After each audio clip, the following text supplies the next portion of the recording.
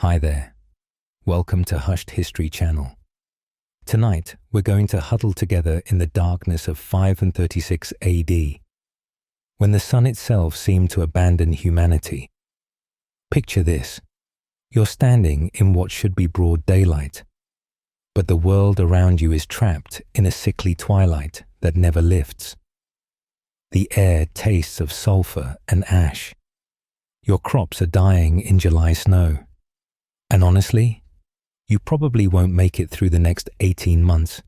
Most people don't. So before you get comfortable, take a moment to like the video and subscribe, but only if you genuinely enjoy what I do here. I'd love to know where you're listening from tonight. Drop your location and local time in the comments below. Now, close your eyes and listen. You stumble from your sleeping quarters this morning, expecting the familiar warmth of dawn to greet your face. Instead, you're met with an alien world wrapped in perpetual dusk. The sun, that reliable friend who's awakened your ancestors for millennia, has become a pale phantom lurking behind an impenetrable curtain of ash. Your Byzantine neighbors are already gathering in the streets, voices hushed with fear, pointing at the sky where something impossible has happened overnight. The air feels wrong in your lungs, thick and gritty like breathing through burial cloth. You taste metal and sulfur with each breath, and a fine grey dust has settled on everything: your wooden water bucket, the clay tiles of your roof, even the bread you'd left covered on the table. When you try to brush it away, it smears like ghostly fingerprints across every surface. Your wife clutches your arm, whispering that the demons have finally won their war against heaven. How else to explain why God would extinguish his own son? The local priest is already in the square, calling it divine punishment for the empire's sins, though historians still argue whether religious authorities initially saw this as apocalyptic judgment or simply unusual weather. What you know for certain is that your chickens refuse to leave their coop, confused by the eternal twilight, and your neighbor's rooster has been crowing frantically every hour since midnight, trying desperately to summon a dawn that won't come. The temperature is dropping too, which makes no sense in what should be early summer. You pull your winter cloak from storage, shaking off moths and that same cursed dust that seems to fall from the sky like snow made of shadows. Children peek from doorways, too frightened to play in streets that look like something from a nightmare.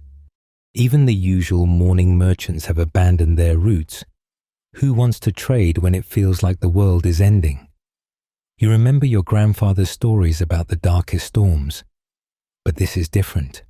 This isn't weather. It's as if someone has thrown a funeral shroud over the entire earth. The scholarly consensus suggests this was one of the most severe climate anomalies in recorded history, though you just know it as the morning you realize the sun might never properly rise again. Fun fact that you definitely don't know: volcanic sulfate aerosols are currently forming a reflective layer in the stratosphere 16 miles above your head, bouncing sunlight back into space like the world's worst mirror. By noon, or what should be noon, since time has become meaningless without the sun's journey across the sky, you've noticed the birds have gone silent. Not even the sparrows dare to sing in this oppressive gloom. The marketplace where you've haggled over amphoras of wine and sacks of grain every week since childhood has transformed into something unrecognizable. Merchants stand bewildered beside their stalls, unsold produce already beginning to wilt in the strange, cold darkness. You watch as Demetrios the grain seller simply gives up, pouring his wheat onto the ground and walking away. What's the point when no one has coins to spare, and everyone suspects this harvest will be the last? Your usual route through the market square becomes an obstacle course of abandoned goods and panicking citizens. That cheerful Syrian spice merchant who always joked about his mother-in-law He's frantically packing his remaining inventory onto a donkey, muttering about fleeing south where surely the sun still shines. The pottery seller has already smashed half her wares in frustration, after 3 customers in a row offered family heirlooms instead of bronze folies. Currency means nothing when the world might be ending. You overhear fragments of increasingly wild speculation. The Persians have summoned a demon to swallow the sun. No, insists a traveling merchant. The Vandals in Africa performed a curse, actually, interrupts a scholar from the library. This matches ancient texts about divine wrath, though historians still argue whether contemporary writers genuinely believed supernatural explanations or simply lacked scientific frameworks. What matters to you is that bread prices have tripled since yesterday, and the baker swears he won't have flour by week's end. The civil authorities attempt to maintain order, but you can see the fear in the magistrate's eyes as he proclaims that normal trading regulations remain in effect. Really, normal regulations when the sun has apparently died? A bitter laugh escapes your lips, joining the chorus of desperate chuckles from other merchants who recognize absurdity when they see it.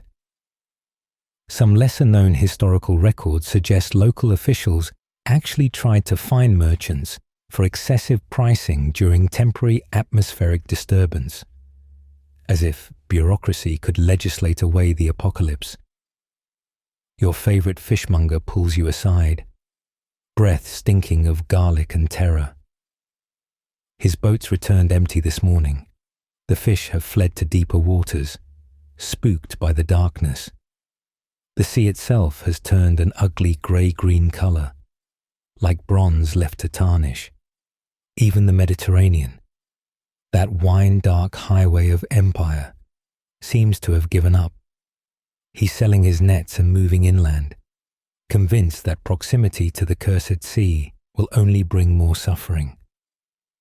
By your third circuit of the dying marketplace, patterns emerge. Luxury goods lie untouched. Who needs silk when you might freeze to death? Everyone clusters around food stalls, voices rising as supplies dwindle. You witness your first fight over a sack of lentils. 2 respected matrons clawing at each other like street cats while their slaves look on in horror. The social order that seemed eternal last week crumbles like stale bread. The incense seller has the right idea, though she's trading perfumes and precious oils for dried beans and salted meat, improvising an economy based on survival rather than status. Can't eat frankincense, she tells you with grim humor, accepting your small leather pouch of chickpeas for what would normally cost a month's wages in myrrh. You'll miss that myrrh when the time comes to prepare bodies for burial, but thinking that far ahead feels like tempting fate. The truly disturbing part.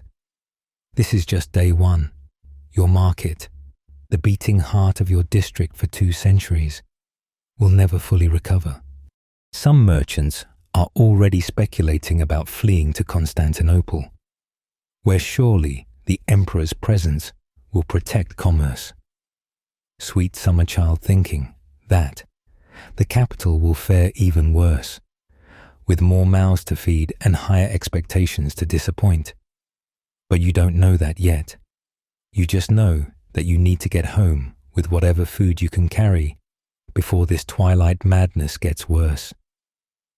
The impossible happens on what the old calendar stubbornly insists is a July morning. You step outside to check your wheat fields, and tiny white flakes drift down from the pewter sky, snow. In summer, your mind refuses to process this violation of natural law, even as the evidence accumulates on your outstretched palm, each crystalline impossibility melting into cold proof against your skin. Your wheat stalks, which should be golden and heavy with grain by now, stand brittle and grey like the hair of corpses. You run your fingers along a stem, and it snaps with a sound that breaks your heart. 18 months of work, destroyed overnight by weather that belongs in January, not the middle of summer, The other farmers in your district are already in their fields, some on their knees, pulling up dead plants with bare hands as if they could somehow reverse this catastrophe through sheer desperation. Old Marcus, who's farmed the plot next to yours for 40 years, sits in his ruined barley field, weeping openly. He survived droughts, floods, and locust plagues, but this breaks him. The very seasons have gone mad, he whispers when you approach. His grandson tries to comfort him, but what comfort exists when snow falls in July? Historians still argue whether the volcanic winter caused more deaths through starvation or through the psychological breakdown of witnessing such fundamental wrongness in the world. You attempt to salvage something, anything, from your harvest. The barley is beyond hope, frozen solid. It crumbles to powder between your fingers. Your olive trees, those ancient producers your great-grandfather planted, have dropped their fruit prematurely. Hard green pellets that will never ripen into oil-bearing treasures. Even the hardy onions in your kitchen garden have turned to mush, their layers peeling away like the certainties of your former life. The bees, you notice, have vanished. Your neighbor's hive stands silent, and when you dare to peek inside one, you find thousands of tiny frozen bodies clustered together in a final, futile attempt at warmth. No bees means no pollination for whatever crops might somehow survive this frozen July. It's the kind of cascading ecological collapse that modern scientists understand, but you can only experience as layer upon layer of doom. Here's something the chronicles don't tell you. Frozen soil in summer smells wrong. It releases odors that shouldn't exist, like earth confused about its own purpose. When you dig down, hoping to find warmer soil, where you might replant something, anything, you hit ground as hard as January stone, just inches below the surface. The permafrost line, which should be hundreds of miles north in Scythian territories, has crept into the heart of the empire.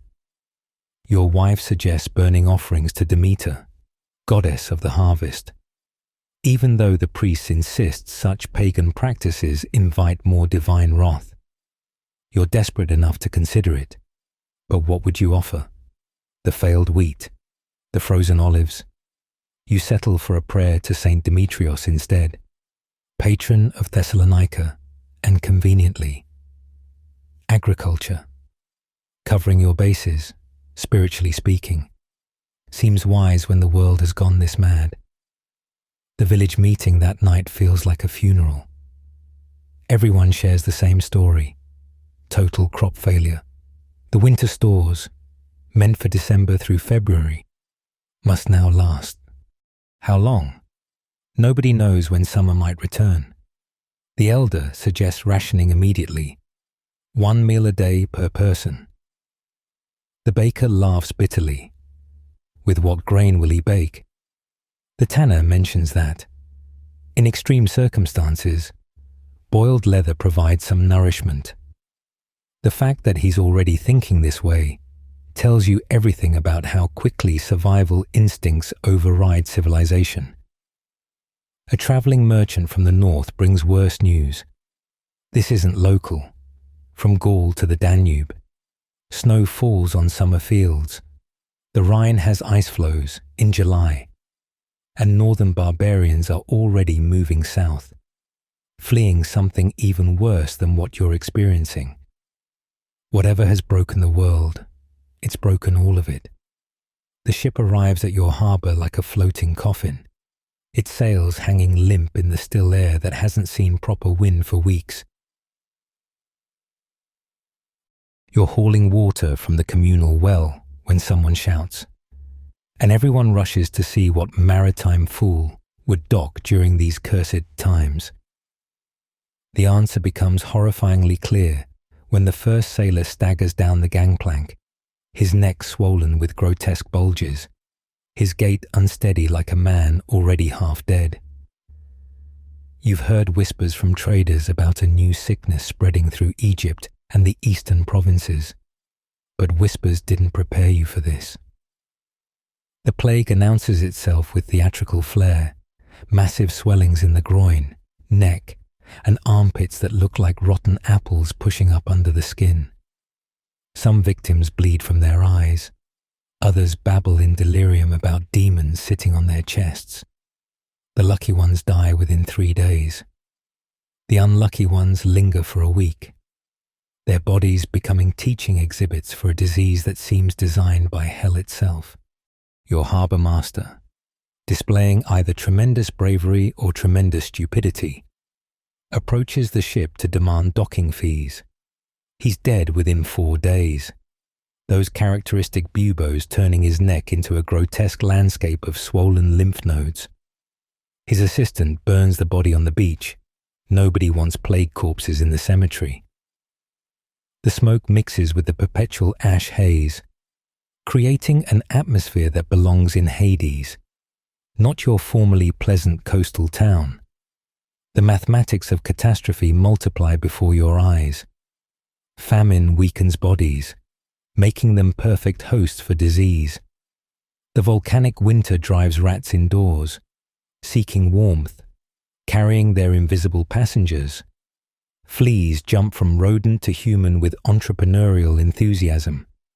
Your neighbour's daughter, who helped unload grain from that cursed ship, develops a fever 2 days later. By day 3, the swellings appear. By day 5, she's gone, and her family has barricaded themselves inside, praying the angel of death passes over their door. Historians still argue whether this was actually Yersinia pestis or some other epidemic disease taking advantage of a weakened population. You don't care about Latin names. You care that people drop dead in the streets and nobody dares touch the bodies. The usual burial rituals collapse. The priest refuses last rites for plague victims, claiming God has already marked them for damnation. Families dump corpses in mass pits under cover of the endless twilight, grateful for darkness that hides their shame. The imperial government's response would be comedic if it weren't so deadly. Official proclamations arrived declaring that all plague victims must report to designated treatment centres. What treatment centres? The proclamation doesn't say. Local authorities are ordered to maintain standard burial practices. With what gravediggers? They're mostly dead. A fascinating detail from contemporary accounts suggests some officials actually tried to tax death certificates during the plague, because Byzantine bureaucracy stops for nothing, not even apocalypse. You develop a new morning routine. Check family members for swellings. Burn aromatics to ward off bad air. Completely useless but psychologically comforting. Avoid anyone who looks even slightly feverish. The social fabric tears like wet papyrus. That kind baker who used to slip extra loaves to poor children. He boards up his shop and threatens violence against anyone who approaches. The midwife who delivered half the district's babies. She flees to the countryside, abandoning pregnant women to their fate. The cruelest joke? Some people seem immune. They nurse the dying, handle corpses, walk through plague houses unscathed. Nobody understands why. Divine favour? Deal with demons? Strange bodily humours. You watch one such blessed individual, a former prostitute named Theodora, organize basic care for abandoned plague orphans. She'll die eventually, but not from plague. Starvation will claim her when winter truly arrives. For now, she's a saint in a hell where God has clearly taken extended leave. Your wife suggests fleeing inland, but you both know the truth. The plague travels faster than refugees. Every road leads to more death, just with different scenery. Better to die in familiar surroundings than as strangers in a hostile land. You make this choice while watching another plague ship arrive, its crew already half dead, spreading their gifts to whatever poor souls still work the docks. The multiplication of disasters feels intentional, as if the universe has decided your species has had quite enough time on stage. Hunger has a way of teaching lessons your comfortable past self could never imagine. You're learning them all now, starting with the most basic. Anything organic can become food if you're desperate enough. The leather of your old sandals, boiled for 6 hours with wild herbs, produces a broth that tastes like liquid despair, but contains enough nutrients to keep you upright for another day. Your stomach, that spoiled organ that once rejected day-old bread, now gratefully accepts tree bark ground into paste. Your first attempt at eating acorns ends badly. You didn't know they needed multiple boilings to remove the tannins, and you spend hours vomiting bitterness while your wife watches with hollow eyes. The second attempt goes better. By the third, you've developed what might generously be called a recipe: acorn flour mixed with sawdust for bulk, and flavored with pine needles for the illusion of vegetables. Archaeologists studying this period find evidence of such famine foods in coprolites, fossilized feces. If you're wondering, though you're producing precious little of that these days. The rats disappeared weeks ago, hunted to extinction by desperate families who discovered that rodent meat, while Stringy beat starvation. Cats followed shortly after, Marcus the Mouser. But your 9 lives couldn't outlast human hunger. Dogs lasted longer, their loyalty buying them a few extra weeks until even emotional bonds snapped under famine's pressure. You still hear occasional barking from the wealthy district, where some merchants guard their pets like treasure, but those sounds grow rarer each night. Old books become food sources in unexpected ways. Not the vellum, though yes. Properly prepared animal skin pages can be boiled into a sort of soup, but the knowledge within. You trade a brass belt buckle for access to a monastery's library, searching ancient texts for references to edible plants your ancestors knew, but prosperity made you forget. Mugwort, purslane, dandelion greens, weeds you once poisoned in your garden now represent survival. Historians still argue whether literacy rates actually increased during famines as people desperately sought written survival knowledge. The human body, you discover, has backup systems you never knew existed. After the first month of severe caloric restriction, your metabolism slows to a crawl. You can survive on 500 calories a day, barely survive, shuffling like an elderly person, though you're only 32. Your wife's hair falls out in clumps. Your own teeth feel loose in their sockets. Children in the district develop the swollen bellies of kwashiorkor, though you don't have a name for protein deficiency, just the visible horror of watching young bodies consume themselves. Here's something the chronicles don't mention. Starving people smell different. It's a sour, metallic odor, like copper coins left in vinegar. You all smell this way now, a perfume of desperation that marks you as famine survivors.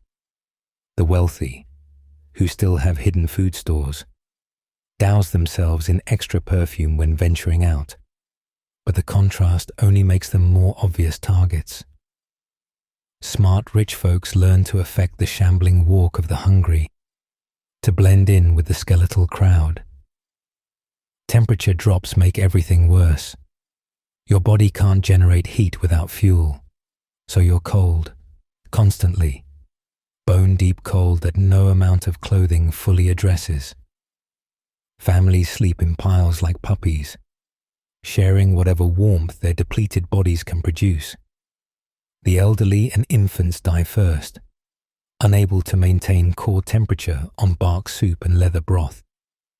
You stop counting the small bodies carried past your window each dawn. The monastery up the hill tries to maintain its charitable food distribution, but what started as daily bread for the poor becomes weekly gruel for the desperate. Monks who once glowed with holy fatness now look like everyone else, gaunt, hollow-eyed, clutching their stomachs.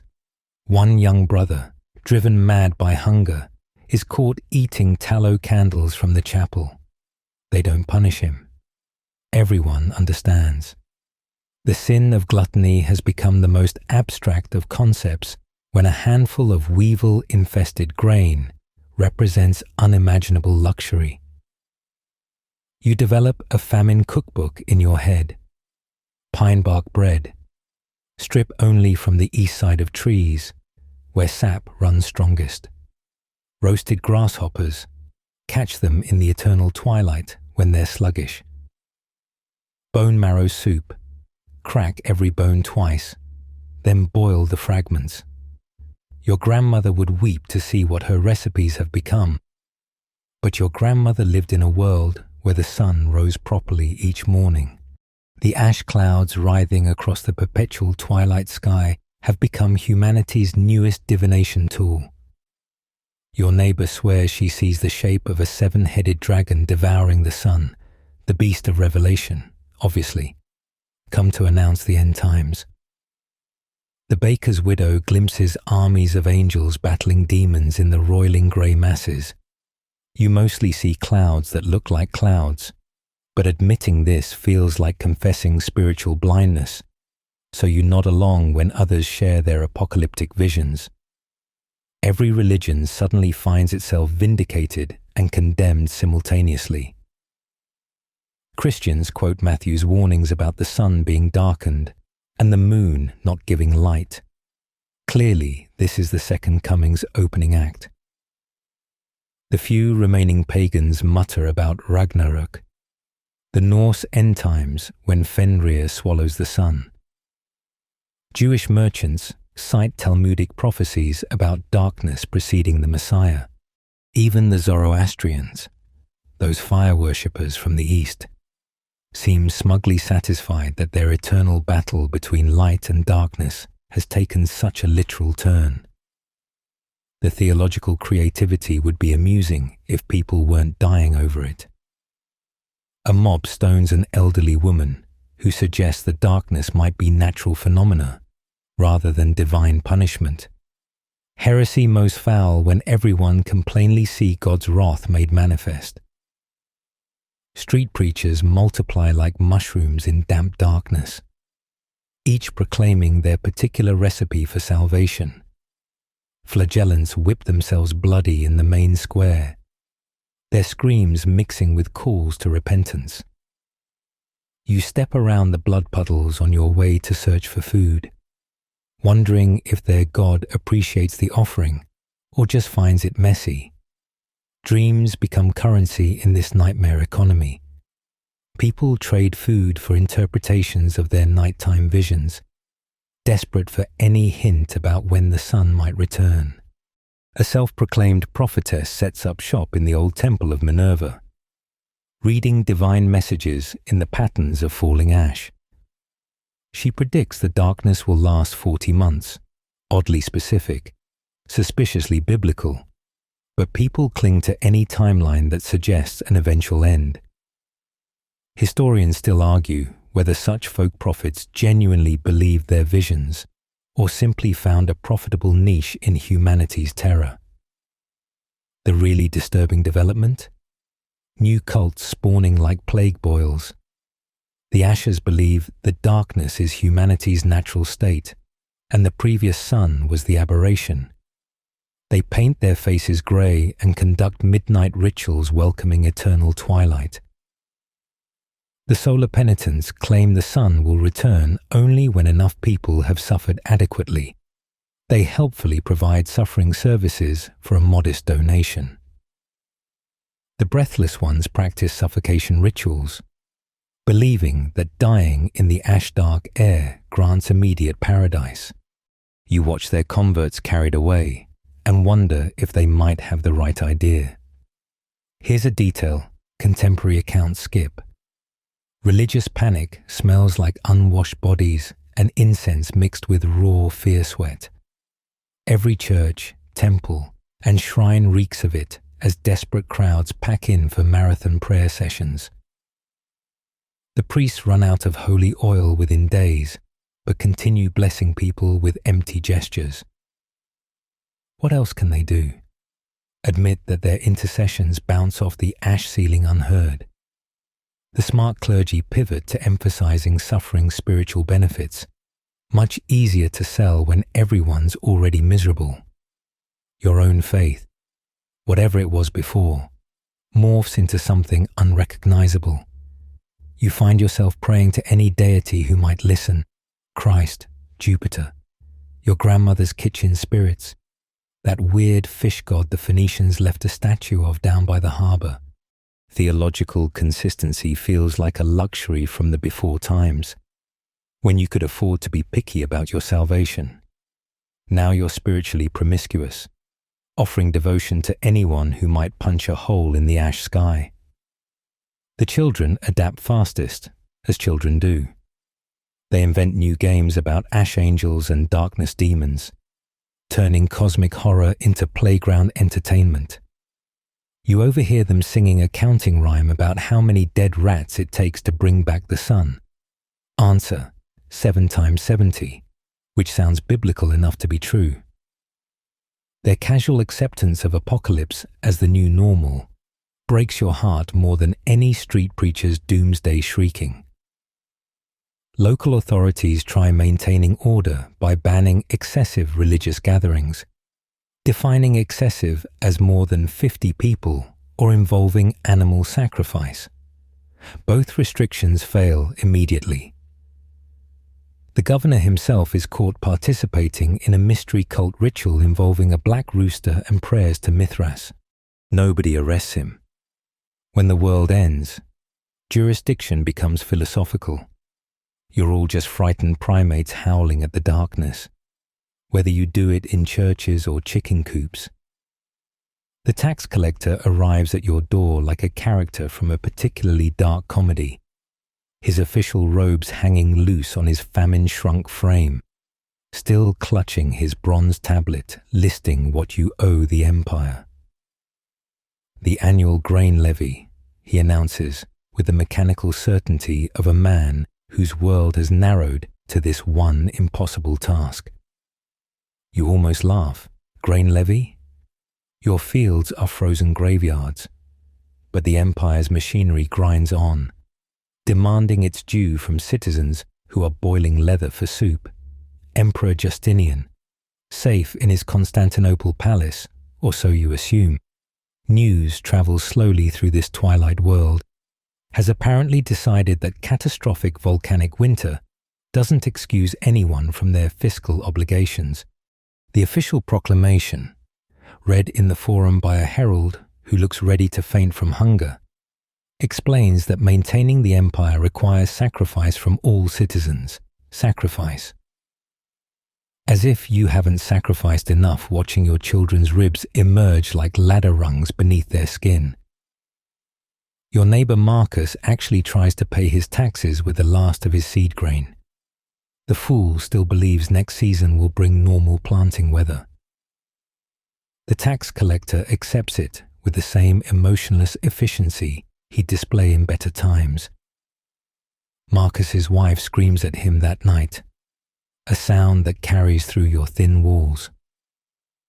By morning, Marcus has hanged himself from an olive tree, the first suicide in your district, but far from the last. The tax collector returns to confiscate the tree as property of a tax debtor. You're living in a morality play written by a deranged god. The military levies are even worse. Justinian needs soldiers for his endless wars against the Goths in Italy, because apparently reconquering the Western Empire takes precedence over his current empire starving in darkness. Young men who can barely stand from malnutrition are conscripted, given a spear and a promise of regular meals in the army. Half desert before reaching the mustering points, the other half probably wish they had. marching off to die in Italian mud for an emperor who taxes corpses. Here's something the official histories gloss over. Desperate people develop creative tax avoidance strategies. Families legally dissolve through divorce to halve their household assessment. Property gets mysteriously donated to churches minutes before tax assessors arrive. One clever merchant declares his entire warehouse contents as religious relics, citing an obscure law exempting sacred objects from taxation. The tax collector is not amused, but can't prove the amphoras of rotting grain aren't blessed by some obscure saint. The bribery economy flourishes even as the regular economy collapses. Tax collectors, being human and hungry, discover their integrity has a price, usually measured in calories. A hidden sack of lentils buys you a drastically reduced assessment. A jar of preserved olives makes your name disappear from the census rolls entirely. You watch the same tax collector who confiscated Marcus's death tree accept a scrawny chicken from the baker's widow, then declare her bakery destroyed by acts of God and therefore tax-exempt. Provincial governors get creative too, inventing new taxes to meet impossible quotas from Constantinople. There's now an ash removal fee for city dwellers, a darkness mitigation levy that nobody can explain, and something called a celestial event recovery tax that sounds like they're billing you for the volcano. Historians still argue whether these innovative taxes represent bureaucratic genius or the last gasps of a system too rigid to acknowledge its own irrelevance. The psychological torture might be worse than the financial burden. Every tax payment represents food not eaten, warmth not purchased, medicine not obtained. You hand over your last 3 bronze coins, knowing they doom your family to another week of bark soup, but refusing means losing your land to confiscation. The empire offers a devil's bargain: starve legally or survive as outlaws. Most choose slow legal starvation, clinging to the hope that civilization will return if they just follow the rules a little longer. The ultimate irony? Tax revenues collapse anyway. You can't extract blood from stones or grain from frozen fields. The elaborate bureaucracy that once tracked every chicken and olive tree across the empire reduces to a few desperate officials shaking down skeletal citizens for crumbs.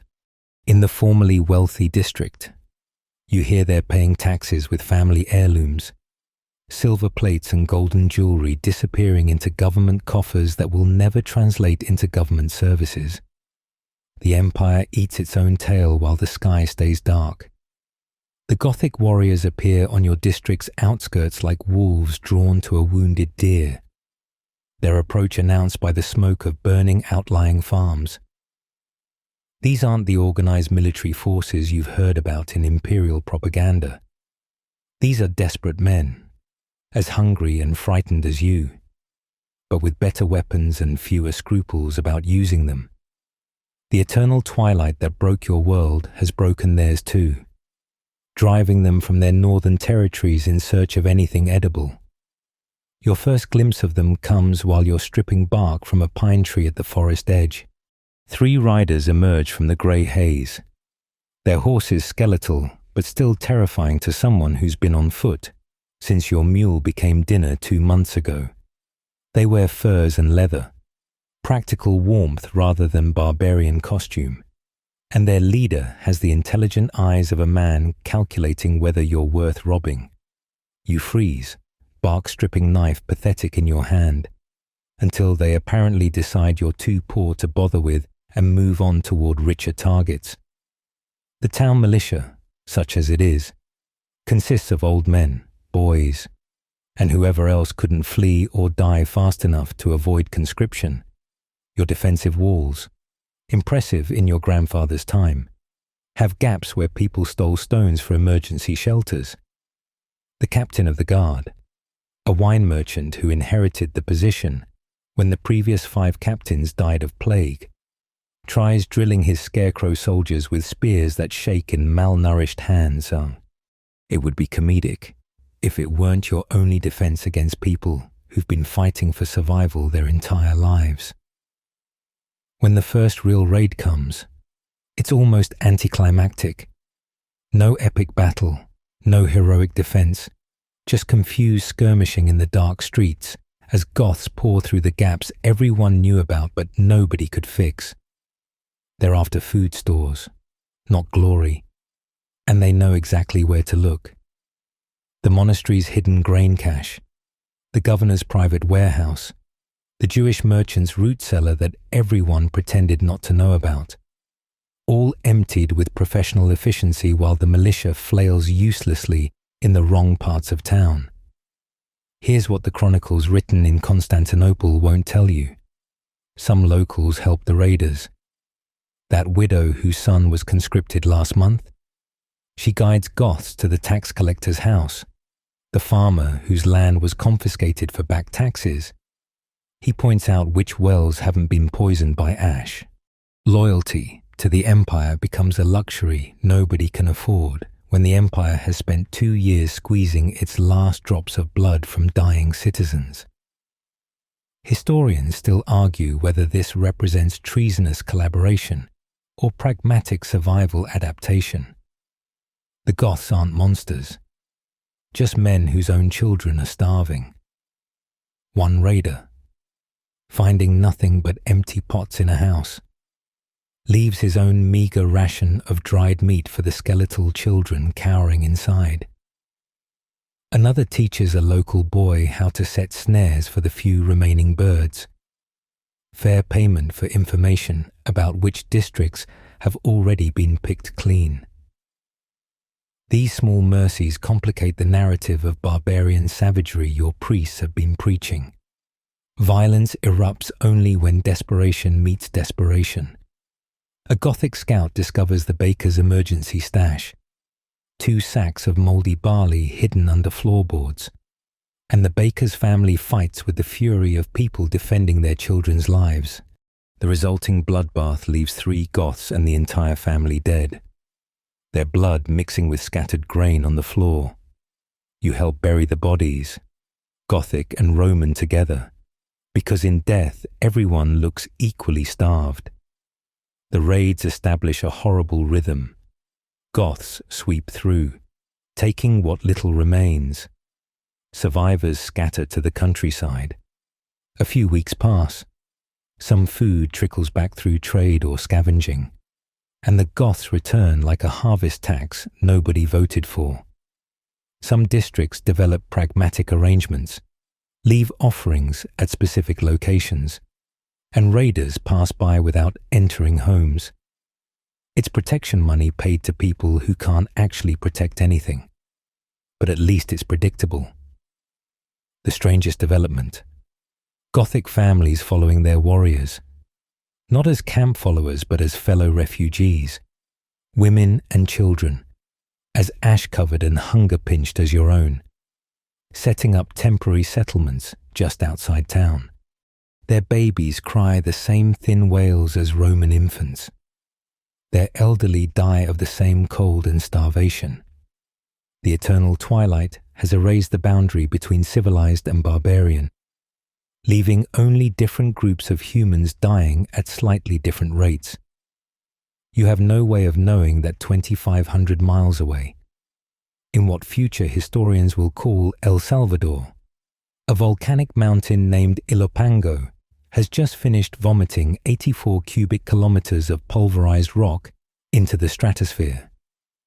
To you, the sulfate aerosols forming reflective clouds at 93,000 feet are simply the substance that murdered the sun. But the science of your catastrophe, unknown and unknowable to your 6th century mind, unfolds with mechanical precision above your head. The volcanic winter gripping your world operates on principles that won't be understood for another 14 centuries. Each microscopic particle of ash acts as a tiny mirror, reflecting solar radiation back into space before it can warm the Earth. The sulfur dioxide from Ilopango has combined with atmospheric water to form sulfuric acid droplets. You taste this as the metallic bite in every breath, the flavor that makes water gathered in ceramic vessels seem poisoned even when it's perfectly safe. What you experience as divine punishment actually follows the mathematical laws of atmospheric physics. The Pinatubo effect, though that volcano won't erupt for another 1,455 years, means global temperatures have dropped by approximately 3 degrees Celsius. That might sound minor, but it's enough to shorten growing seasons below viability thresholds, trigger unseasonal freezing, and disrupt the Indian Ocean monsoons that indirectly affect Mediterranean weather patterns. Your failed harvests were decided by thermodynamics, not theology.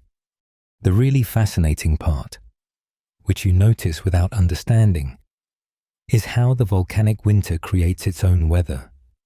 Those strange, sticky snowflakes that fall in July, they're nucleating around ash particles, forming crystals that shouldn't exist in summer air, the lack of wind that makes your twilight world so oppressively still.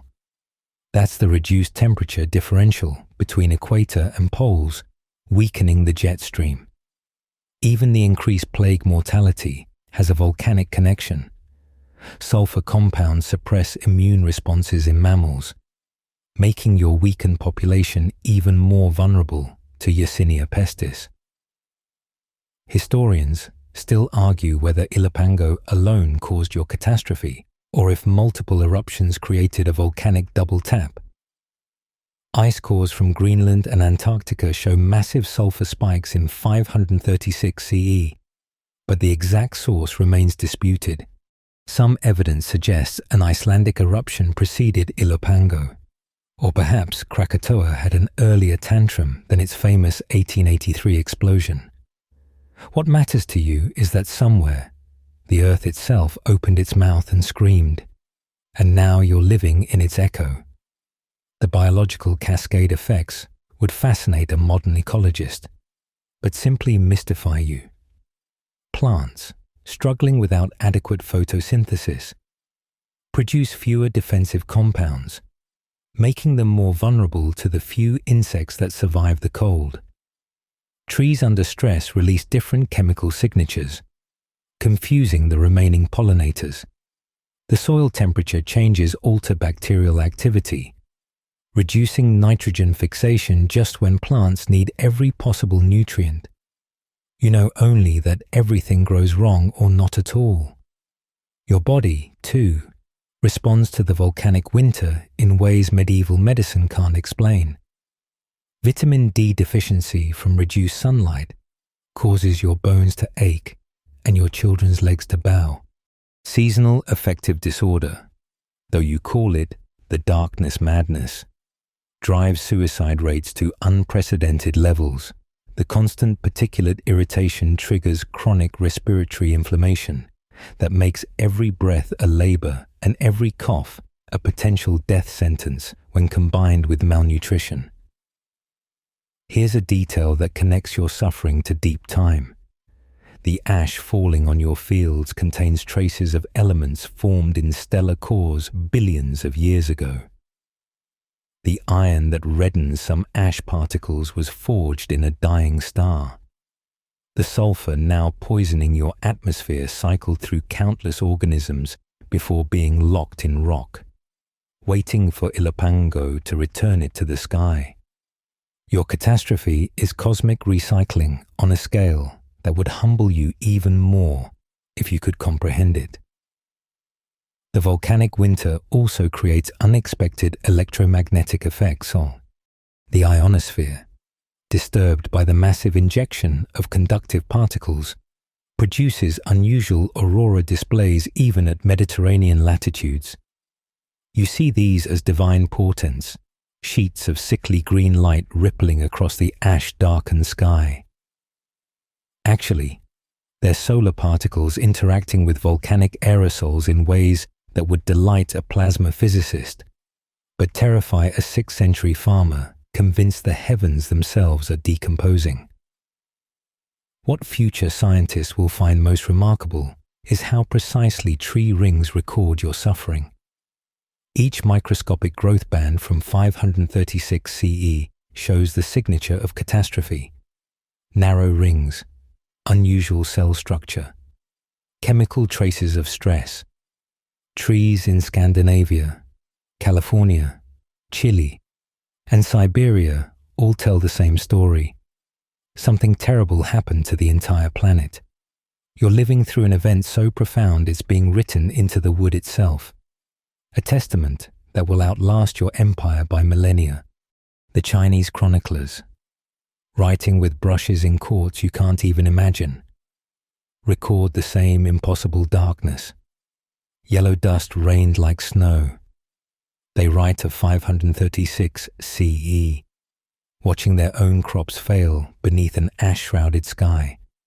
In Scandinavia, where your Byzantine gold coins occasionally travel via impossibly long trade routes, Norse farmers abandon their steadings as summer snow kills their barley.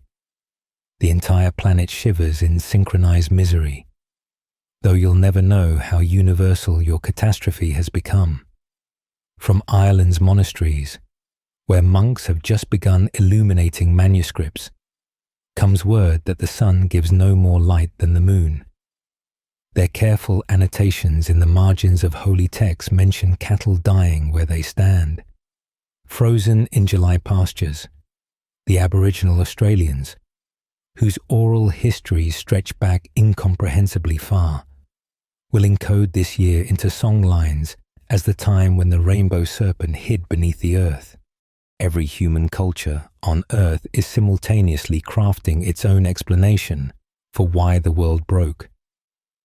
In Teotihuacan, that vast Mexican city your world knows nothing about, priests climb pyramid steps to offer increasingly desperate sacrifices to the sun god. Their obsidian knives find more and more hearts, but the sky stays dark. The Mayan astronomers, those meticulous observers, note the dimming of Venus and stars that shine at midday through the ash veil.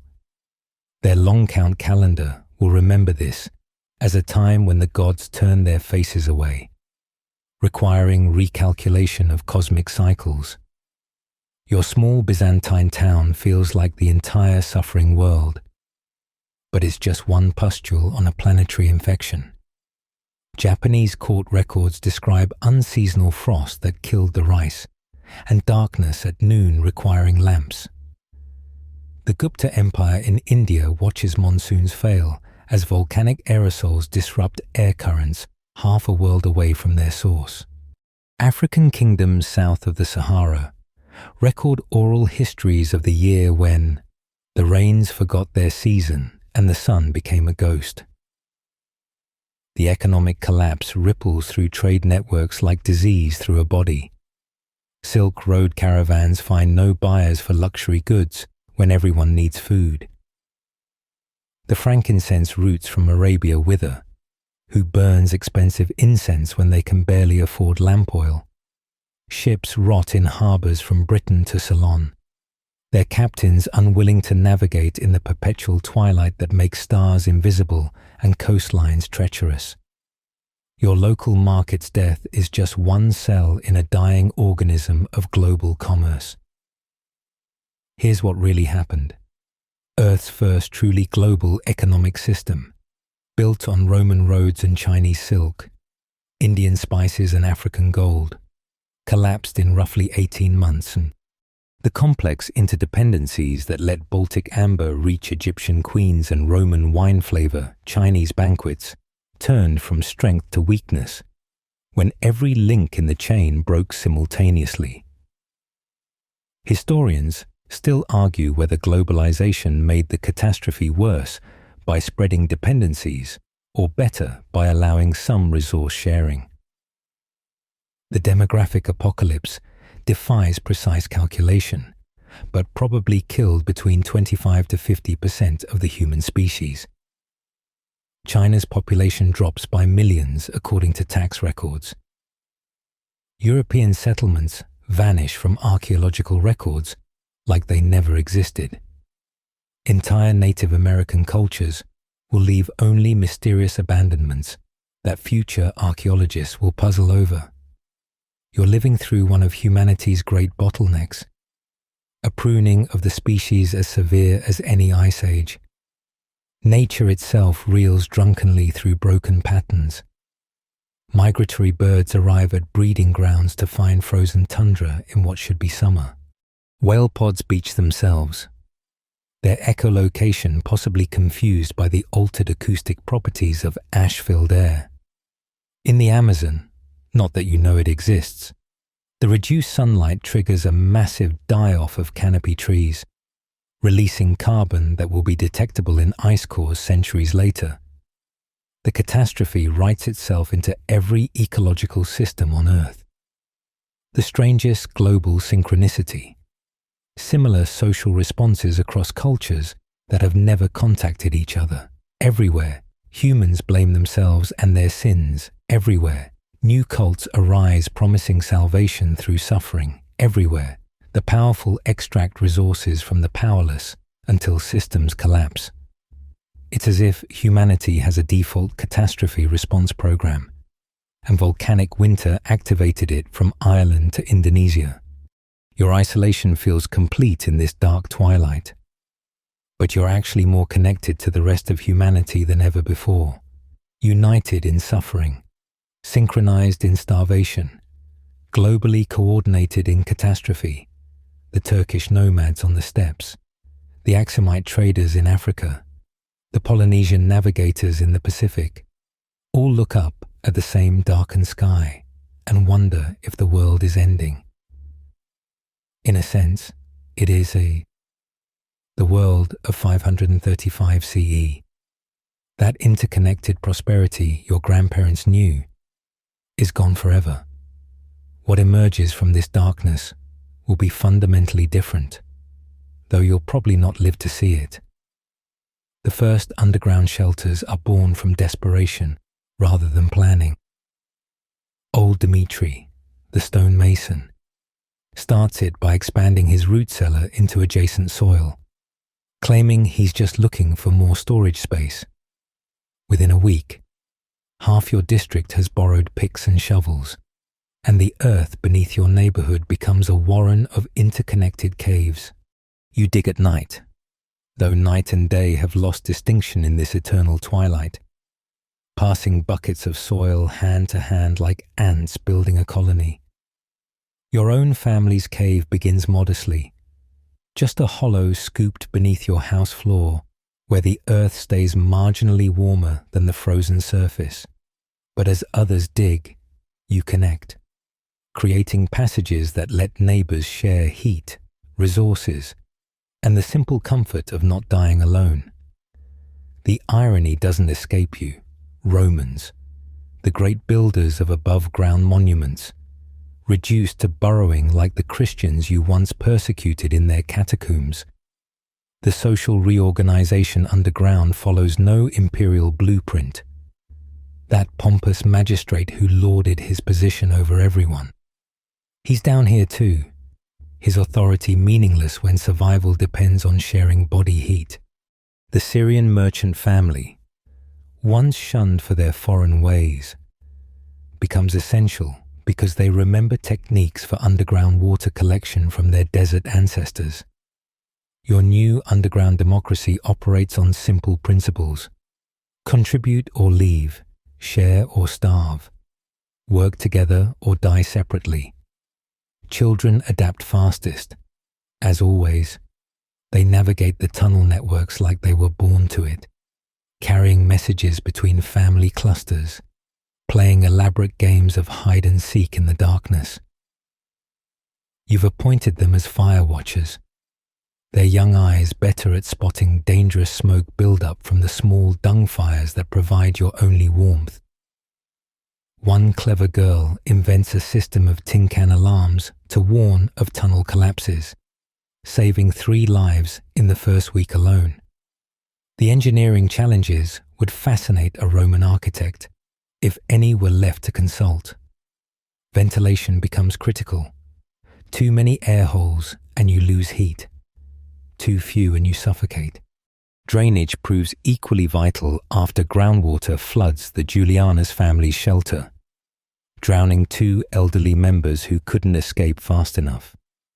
You learn to dig slanted floors, shore up walls with scavenged timber, create crude chimneys that won't betray your location to surface raiders. This is architecture stripped to its most basic function, keeping humans alive. Here's something archaeological excavations of similar sites reveal. These weren't just hiding holes, but functioning communities. You organize work shifts, digging, cooking, waste management, a delicate euphemism for a grotesque necessity. Someone discovers that pressing olive pits yields a few drops of oil for lamps. Another figures out that certain fungi grow in the dark, providing meager but life-sustaining nutrition. The mushroom farmer becomes more valuable than the gold merchant, whose coins serve only as water cups. Resource sharing develops its own elaborate protocols. The Aquinas family has salt, precious beyond measure for preserving the occasional rat or sparrow. The baker's widow contributes her knowledge of fermentation, turning spoiled grain into something alcoholic enough to purify water and dull pain. You trade skills rather than goods. Teaching someone to set underground snares earns you a share of their catch. Sharing your grandmother's knowledge of medicinal roots buys medicine for your fevered daughter. The psychological effects of underground living manifest strangely. Some people thrive in the close darkness, finding comfort in the pressed-together warmth of community. Others crack like eggs, screaming about the weight of earth above, clawing at tunnel walls until their fingers bleed. You develop your own coping mechanisms, marking days by arbitrary sleep cycles, maintaining familiar routines like morning prayers, even when morning has no meaning, pretending the eternal darkness is a choice rather than a prison. Conflict resolution takes new forms when everyone lives in everyone else's pocket. That violent drunk who terrorized the upper district, the community quietly walls him into a dead-end tunnel with a weak supply of food and water. When the week ends, the wall comes down, and he emerges either reformed or ready for permanent exile. Justice becomes pragmatic rather than moral. You can't afford prisons or executions when every pair of hands matters. The tunnel networks grow organically, spreading beneath the district like root systems. You break through into ancient sewers, Roman engineering providing unexpected highways. Someone discovers a natural cave system that becomes a meeting hall for the 100+ souls now living like moles. Messages travel between underground communities via children who've memorized the passages, creating an information network more efficient than the dying imperial post. You're not just hiding from the darkness. You're building a new world beneath the failed one, a civilization of the buried but not yet dead. You've just begun to believe the worst has passed, that your underground community might actually survive this endless twilight, when the sky begins weeping fresh poison. The yellow dust arrives in 540 CE like a vindictive sequel, as if the earth itself has decided the first apocalypse wasn't quite thorough enough. This new ash tastes different, more acidic, with a sulfurous bite that makes the previous dust seem almost wholesome by comparison. Later, historians will identify this as a second major eruption, possibly from a different volcano entirely, but you know, it only is the moment hope dies twice. The first sign comes when your meager surface crops, hardy weeds and fungi you've coaxed from the reluctant soil, wither overnight. The leaves turn yellow to match the sky, then black, then dissolve into putrid slime. A child who plays in the new ashfall develops blisters on her exposed skin. The rain, When it finally comes after months of drought, burns like divine tears of acid, stripping remaining bark from trees and turning your carefully collected water supplies into undrinkable poison. Your underground shelters, which had started to feel almost like homes, become death traps as the new ash infiltrates every ventilation shaft. People wake choking on sulfur-tinged air, eyes streaming, lungs rattling with each breath. The crude filters you'd fashioned from cloth and charcoal clog within hours. You're forced to choose between suffocation and exposure, between dying slowly in poisoned air or quickly in the acid-touched surface world. The timing couldn't be more cruel. Your community had just started to stabilize, establishing sustainable mushroom cultivation, perfecting water purification methods, even celebrating the first pregnancy in 6 months. Now you watch that pregnant woman miscarry, blood mixing with yellow dust on the tunnel floor. The mushroom crops fail as soil acidity spikes beyond what any living thing can tolerate. Your stored water barrels develop a metallic scum that no amount of boiling can remove. What makes this second catastrophe particularly devastating is how it shatters psychological adaptation. Humans can endure almost anything if they believe it's temporary. But this second blow breaks the collective spirit like a hammer on cracked pottery. The priest who'd maintained morale with promises of divine deliverance hangs himself from a tunnel support beam. The natural leader who'd organized your underground survival simply stops eating, giving his rations to children while waiting peacefully for death. Historians still argue whether this second event was connected to the first, perhaps the same volcanic system experiencing aftershocks, or an entirely separate eruption taking advantage of an already weakened world. The Chinese chronicles mention yellow rain that burned the skin in the same year, suggesting global distribution. Ice cores from both poles show a second sulfur spike in 540, confirming what your burning lungs already know. The Earth has vomited forth fresh hell. The social breakdown is more complete this time. Those careful sharing protocols you'd established collapse as people hoard whatever clean water remains. A father kills his neighbor over a jar of untainted grain. Children who'd been the tunnel system's cheerful messengers become listless shadows, too weak to crawl through passages. The mushroom farmer, once so valuable, is found dead with his throat slit, his cultivation secrets dying with him, because whoever killed him didn't think to ask first. Here's a detail that captures the full horror. The second ashfall doesn't just poison the present, but contaminates the future. Seeds saved for eventual replanting absorb toxins that will make them sterile or produce poisonous crops. The soil itself becomes hostile to life for years to come. Archaeological evidence from this period shows a complete absence of pollens and plant remains, as if the earth temporarily forgot how to grow things. New diseases emerge from the toxic conditions, skin lesions that won't heal, respiratory infections that drown people in their own blood, mysterious neurological symptoms that might be heavy metal poisoning from volcanic ash. Your crude medical knowledge attributes these to demons riding the yellow wind, but the truth is more prosaic. Your bodies simply aren't designed to breathe pulverized volcanic glass and sulfur compounds for years on end. The few who maintain sanity develop increasingly desperate survival strategies. Some seal themselves into the deepest tunnels with whatever supplies remain, gambling that the surface will become livable before their resources expire. Others attempt to migrate, walking through the poisonous ashfall toward rumors of cleaner lands that probably don't exist. You consider both options while watching your daughter's hair fall out in clumps, knowing that all choices now are simply different speeds of dying.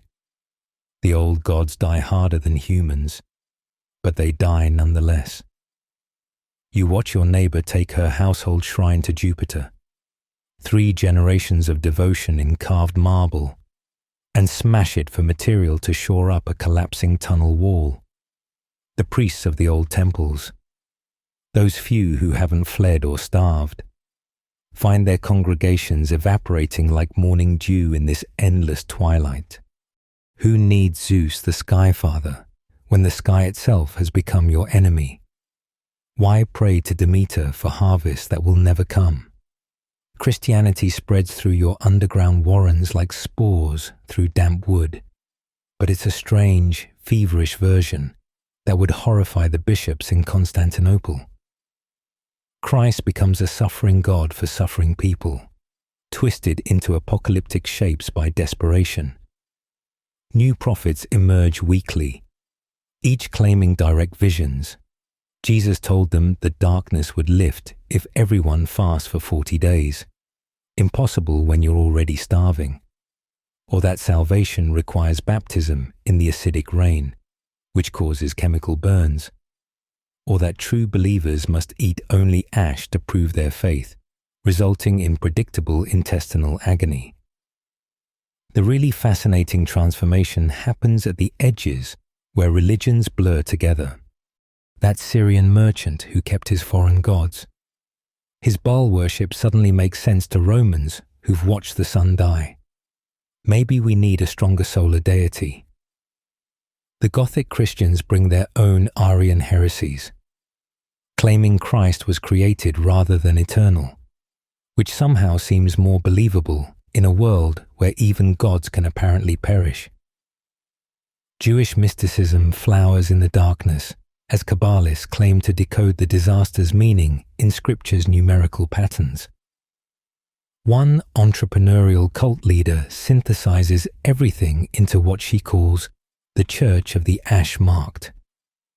Members paint their faces with sacred patterns in acidic mud, believing this marks them for survival when the cleansing light eventually returns.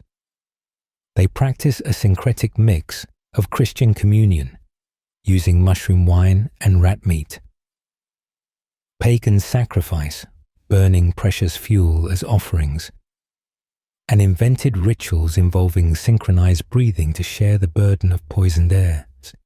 Historians still argue whether such synthetic religions represent cultural creativity or collective madness. Your own spiritual journey follows no doctrine. You find yourself praying in languages you don't understand, words picked up from desperate neighbors calling on their ancestral gods. The Lord's Prayer mixes with invocations to Mithras, which blend into half-remembered Jewish blessings overheard from the merchant district. Theological purity is a luxury for people who aren't watching their children cough blood. You'll worship anything that might help, and if that makes you a heretic, at least you'll be a living heretic. Here's what really changes: the conception of divine justice. The old model: good people prosper, bad people suffer, lies as dead as last year's wheat. The new theology emerging in your tunnels emphasizes arbitrary suffering, incomprehensible divine will, and salvation through endurance rather than virtue. God becomes less father and more avalanche, a force that crushes without malice or meaning.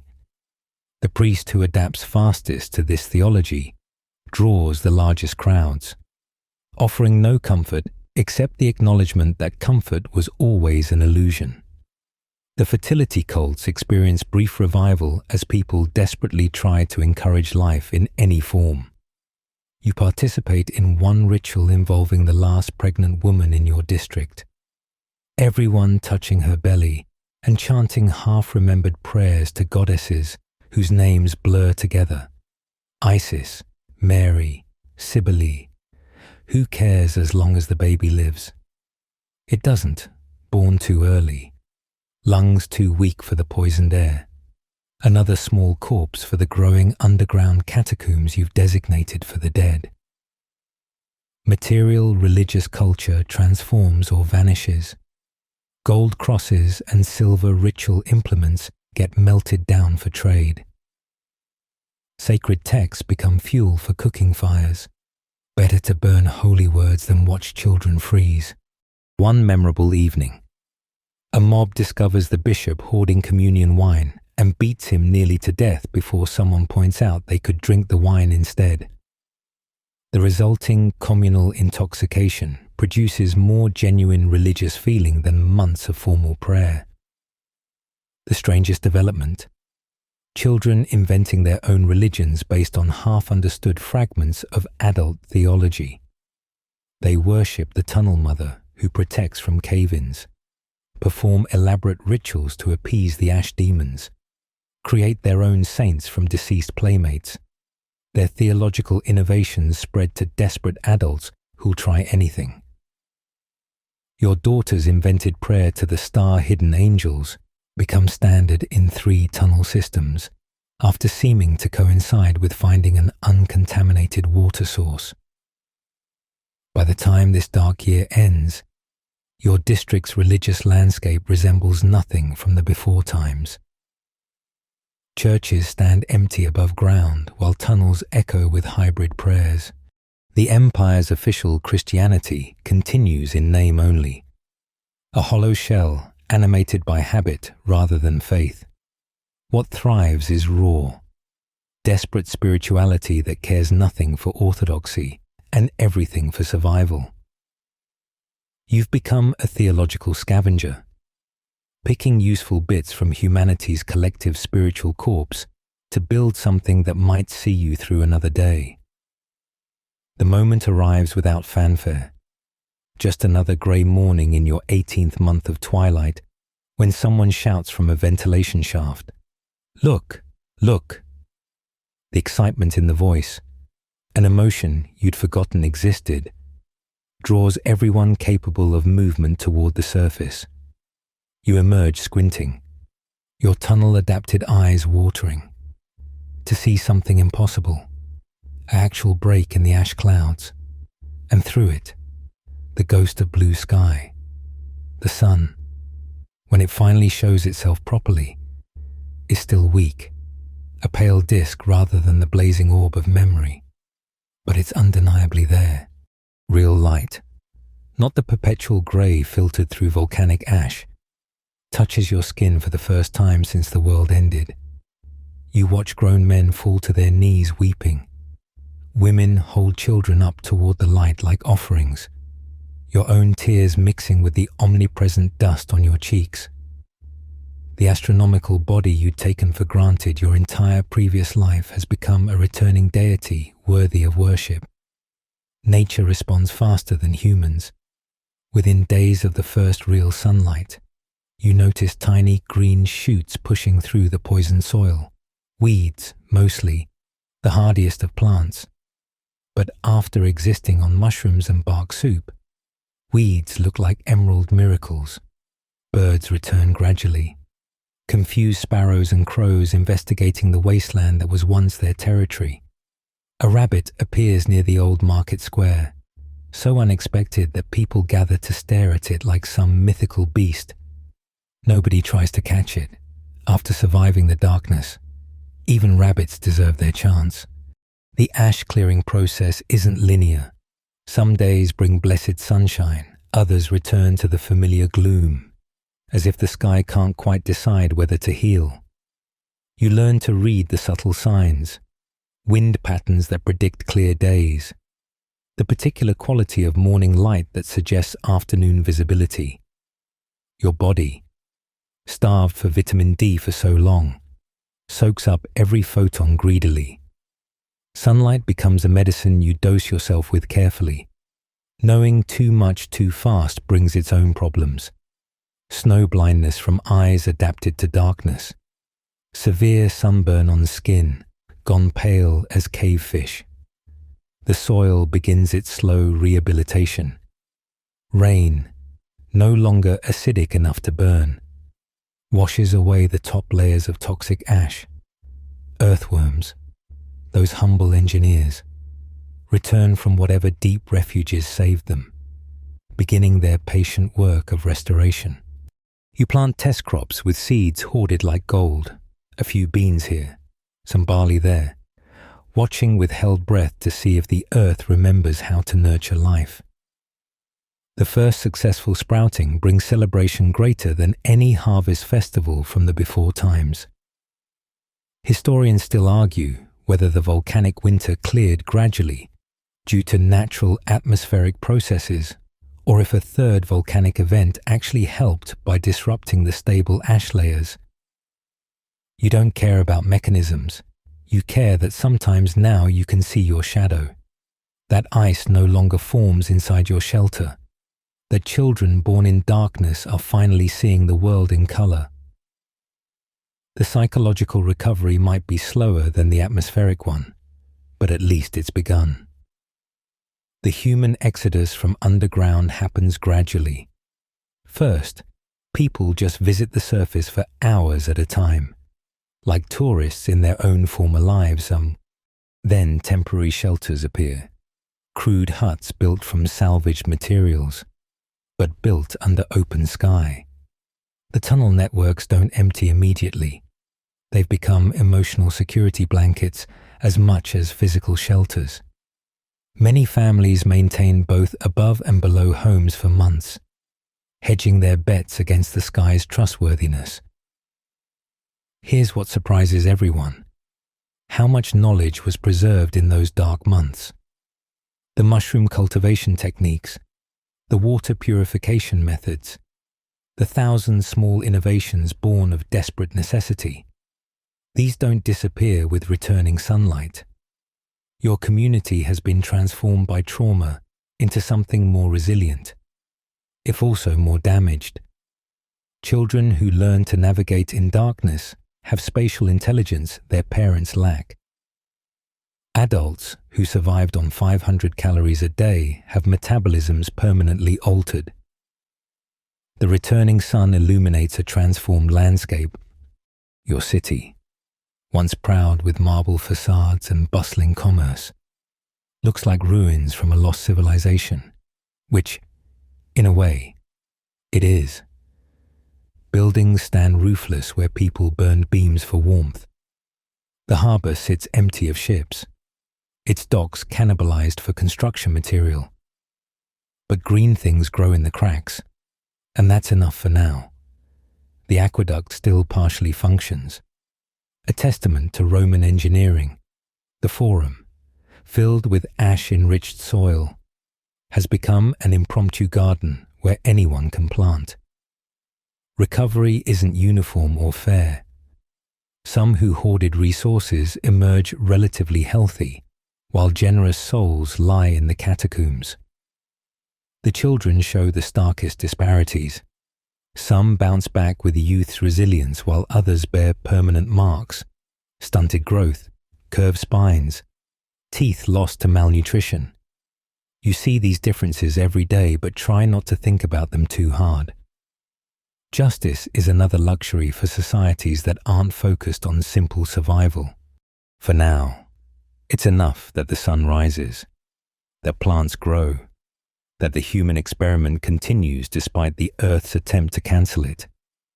The world you emerge into bears little resemblance to the one that vanished into darkness 18 months ago. Walking through your district feels like exploring an alien planet. Wearing familiar clothes, the streets follow the same routes, but everything else has shifted beyond recognition. Where crowds once haggled in the market, wild grasses grow waist-high. The public baths, that cornerstone of civilized life, stand empty and cracked, their sophisticated heating systems cannibalized for scrap metal during the desperate winters. Population numbers tell the stark truth better than any chronicle. Your district that housed perhaps 3,000 souls now shelters maybe 800. Entire family lines have vanished. The Marcellus clan's 5 households reduced to 1 elderly woman and 2 orphaned grandchildren. The Jewish quarter stands nearly empty, its survivors having fled south months ago following rumors of untouched lands.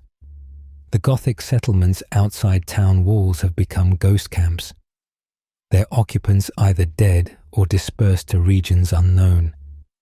The social hierarchy that seemed carved in stone has crumbled to dust.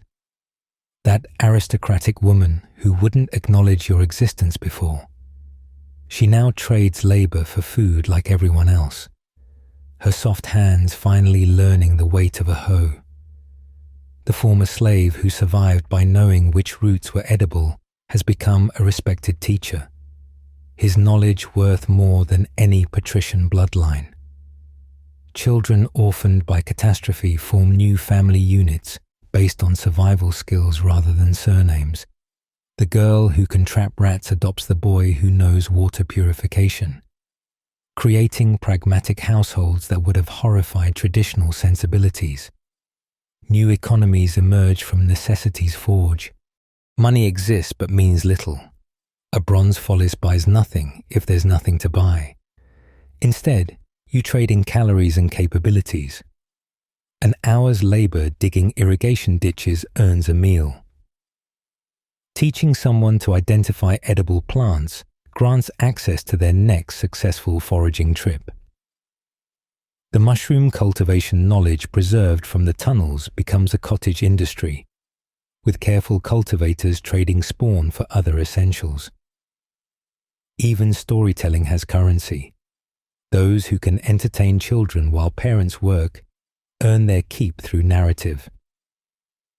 The religious landscape has transformed beyond recognition. The great temple of Jupiter houses goats now, its altar stones repurposed for grinding grain. Christianity continues but in forms that would mystify theologians. Christ, the suffering God, has replaced Christ the King, and Mary has absorbed attributes from every mother goddess who ever comforted desperate parents. Our new saints proliferate like weeds. Saint Marcus of the tunnels, who died teaching others to dig safely. Saint Theodora the feeder, who starved while nursing orphans. The official church pretends these folk saints don't exist, but their shrines draw more pilgrims than the cathedral.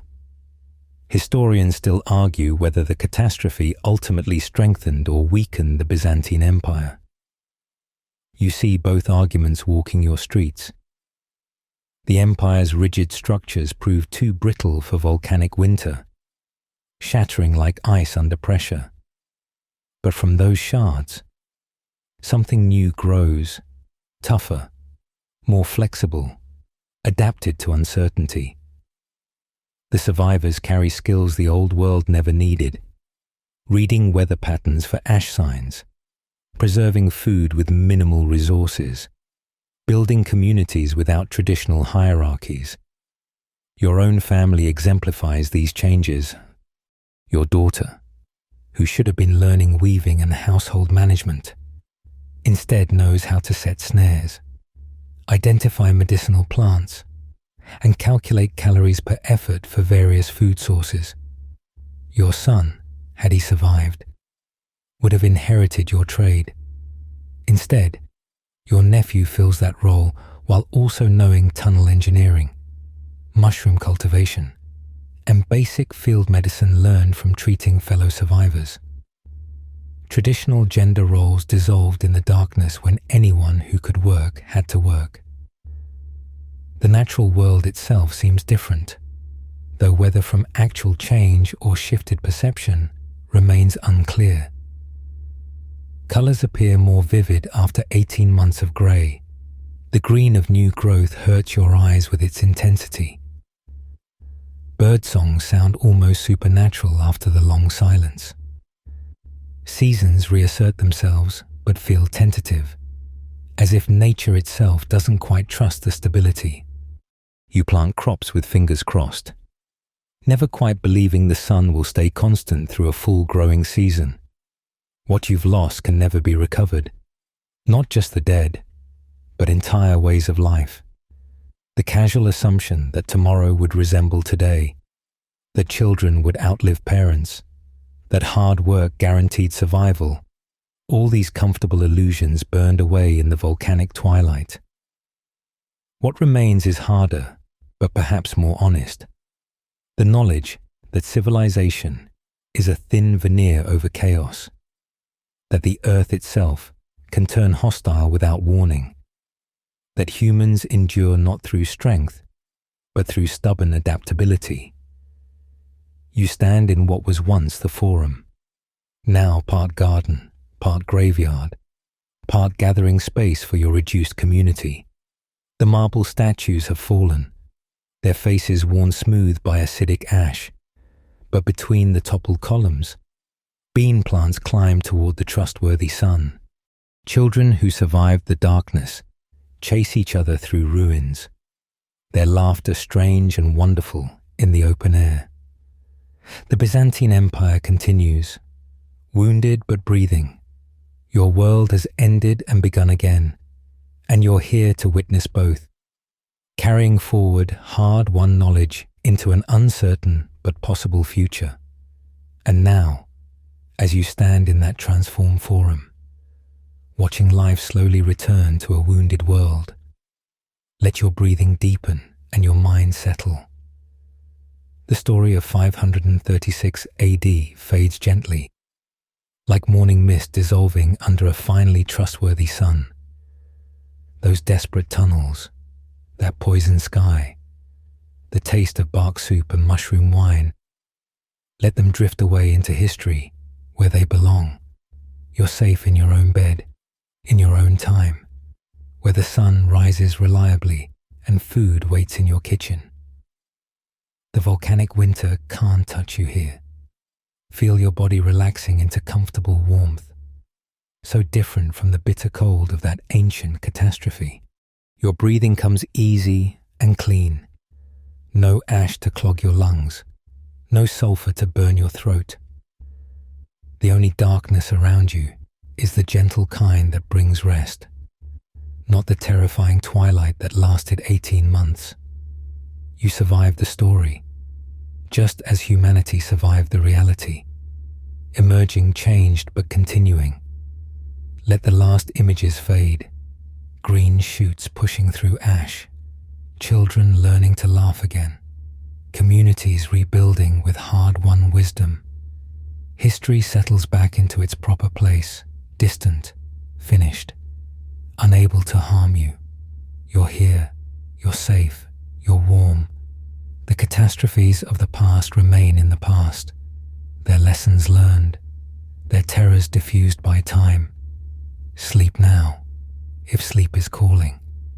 Dream of reliable sunshine and abundant harvests, of stability and peace. The world of 536 AD has released you back to your own time, your own bed, your own grateful ordinary life. Rest well, knowing that whatever tomorrow brings, it won't bring volcanic winter. The story is over. You are home.